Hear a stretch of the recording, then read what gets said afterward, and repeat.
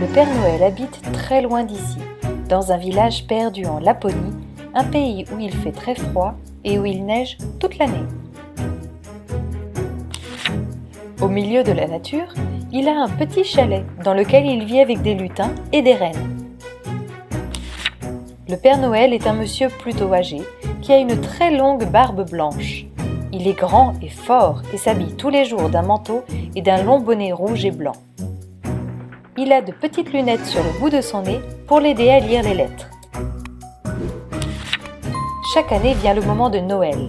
Sa boîte aux lettres déborde alors de lettres d'enfants du monde entier.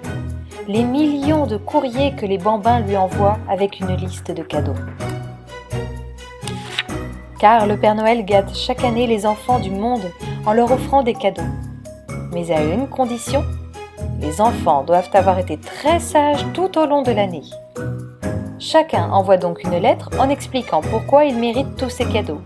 Et il l'accompagne d'une liste de souhaits, des jouets, des livres, des peluches, des bonbons. Le Père Noël se dépêche alors de tout préparer. Grâce à ses lutins, ils emballent tous les cadeaux et chargent le traîneau tiré par les rennes. Quand vient le soir de Noël, lorsque tous les enfants sont partis se coucher, le Père Noël fait le tour des maisons. Grâce à son traîneau volant tiré par les rennes, il s'arrête sur le toit des maisons, descend par le conduit de la cheminée et atterrit dans le salon. Discrètement, il dépose au pied du sapin les cadeaux demandés par les enfants et même les parents. Et vite, il s'échappe par la cheminée pour ne pas être surpris, car les enfants ne doivent pas voir le Père Noël.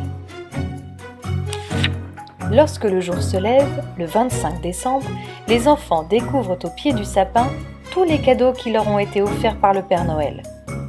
La joie et la bonne humeur entraînent les enfants qui ouvrent vite leurs cadeaux. Le Père Noël, lui, est déjà reparti. Il a encore tous les enfants du monde à visiter. Puis il ira se reposer jusqu'à l'année prochaine.